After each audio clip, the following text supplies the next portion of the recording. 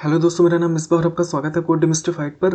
आज हम leet code 75 का नेक्स्ट क्वेश्चन करेंगे, जो कि है remove star from a string. हमने जो लीड कोड 75 में लास्ट क्वेश्चन किया था वो था equal rows and column pairs.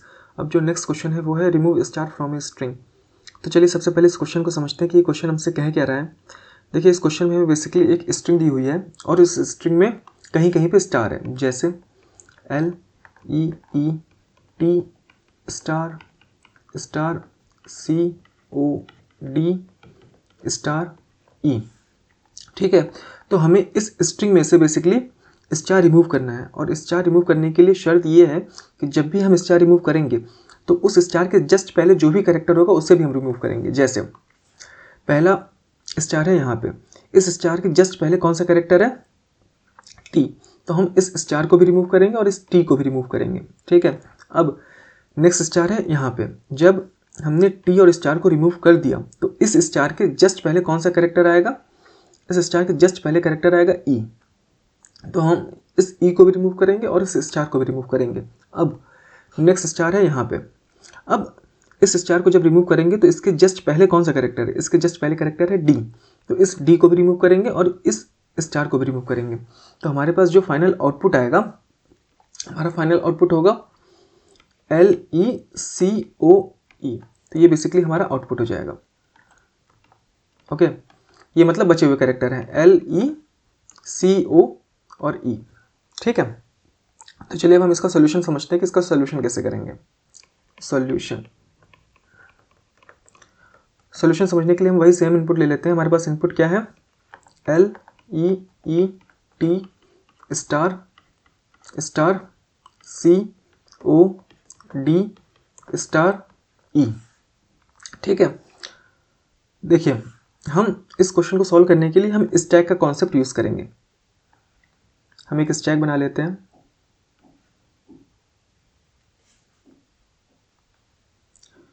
Stack की प्रॉपर्टी क्या कहती है? ओके, स्टैक की प्रॉपर्टी कहती है कि last in first out. Okay, जैसे सबसे पहला कैरेक्टर क्या है? सबसे पहला कैरेक्टर है इस स्ट्रिंग में L, हमने L को पुश किया। फिर नेक्स्ट कैरेक्टर है E, हमने E पुश किया। नेक्स्ट कैरेक्टर है E, फिर हमने E पुश किया। फिर नेक्स्ट कैरेक्टर है T, हमने T पुश किया। अब जैसे ही हमें नेक्स्ट कैरेक्टर स्टार मिलेगा तो स्टैक में जो लास्ट कैरेक्टर हमने पुश किया होगा दैट इज T, उसे हम रिमूव कर देंगे। ठीक है, अब नेक्स्ट कैरेक्टर क्या है? स्टार। अब इस स्टार के बेसिस पे जो स्टैक में लास्ट कैरेक्टर पड़ा होगा जो कि है E, तो हम इस E को रिमूव कर देंगे। ठीक है, अब नेक्स्ट कैरेक्टर क्या है? C, हमने C पुश किया। नेक्स्ट कैरेक्टर क्या है? O, हमने O पुश किया। नेक्स्ट कैरेक्टर क्या है? D, हमने D पुश किया।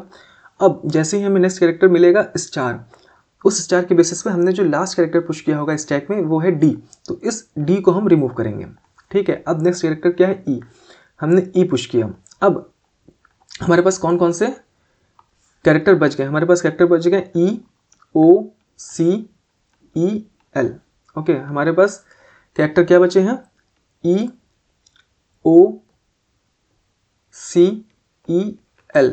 ठीक है, तो जो भी कैरेक्टर हमारे पास बच गए उसको हम स्ट्रिंग बिल्डर के ऑब्जेक्ट में अपेंड कर लेंगे और फिर उसके बाद इसको हम रिवर्स करके टू स्ट्रिंग में चेंज करके रिटर्न करा देंगे। ओके, तो इसको अगर हमने रिवर्स किया, रिवर्स करने के बाद क्या बन जाएगा? LECOE, और इसको टू स्ट्रिंग में चेंज करके रिटर्न करा देंगे, तो यही बेसिकली हमारा आउटपुट हो जाएगा। तो आई होप आपको ये जो बेसिकली क्वेश्चन है वो समझ में आ गया होगा। तो चलिए अब हम इसे कोड करते हैं। कोड करने के लिए सबसे पहले हम क्या करेंगे? सबसे पहले हम एक स्टैक का ऑब्जेक्ट बनाएंगे।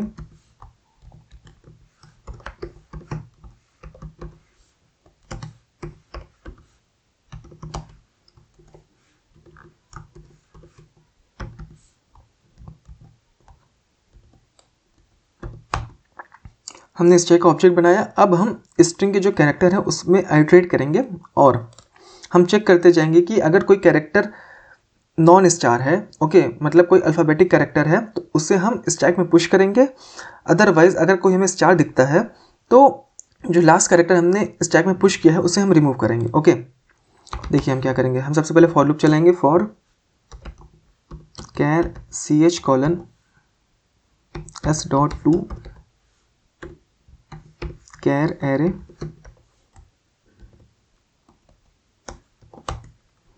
ओके, हम चेक करेंगे क्या वो कैरेक्टर स्टार है। ch equal to star. Okay, मतलब जो करेक्टर अगर वो स्टार है तो उस केस में हम क्या करेंगे, स्टैक के अंदर जो भी करंट करेक्टर होगा उसे हम पॉप कर देंगे। Okay, that is st dot pop. Pop मतलब हम रिमूव कर रहे हैं बेसिकली जो भी लास्ट करेक्टर होगा स्टैक में। एल्स हम क्या करेंगे, हम सिंपली उस करेक्टर को पुश कर देंगे स्टैक में, st डॉट पुश, और हम एक करेक्टर को पुश कर दिया। अब जब हम स्ट्रिंग के सारे करेक्टर को आइट्रेट कर लेंगे तो हमारे पास स्टैक में क्या बचेगा, हमारे पास स्टैक में वो कैरेक्टर रह जाएंगे जिन्हें हमें स्ट्रिंग बिल्डर के ऑब्जेक्ट में अपेंड करके उसे रिवर्स करके प्रिंट करना है। ओके, जैसे हमने क्या किया, string builder sb equal to new string builder, और फिर उसके बाद हम सिंपली एक वाइल लूप चलाएंगे स्टैक पे, st डॉट साइज जब तक ग्रेटर देन 0 होता है तब तक हम स्टैक में से पॉप करेंगे और स्ट्रिंग बिल्डर के ऑब्जेक्ट में अपेंड करेंगे, sb dot append st dot pop. इतना करने के बाद हमारे पास स्ट्रिंग बिल्डर के ऑब्जेक्ट में सारे कैरेक्टर रिवर्स ऑर्डर में आ जाएंगे। उसको हम सिंपली क्या करेंगे, उसको हम रिवर्स करेंगे और टू स्ट्रिंग में चेंज करके रिटर्न कर देंगे, sb डॉट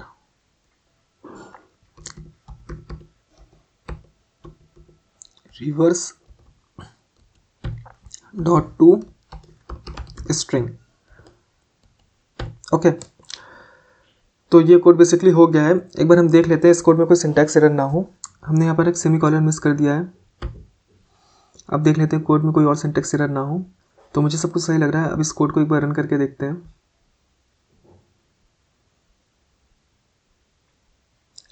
रन करने पर आप देख सकते हैं कोड प्रॉपरली रन हो रहा है। अब हम इसे एक बार सबमिट करते हैं।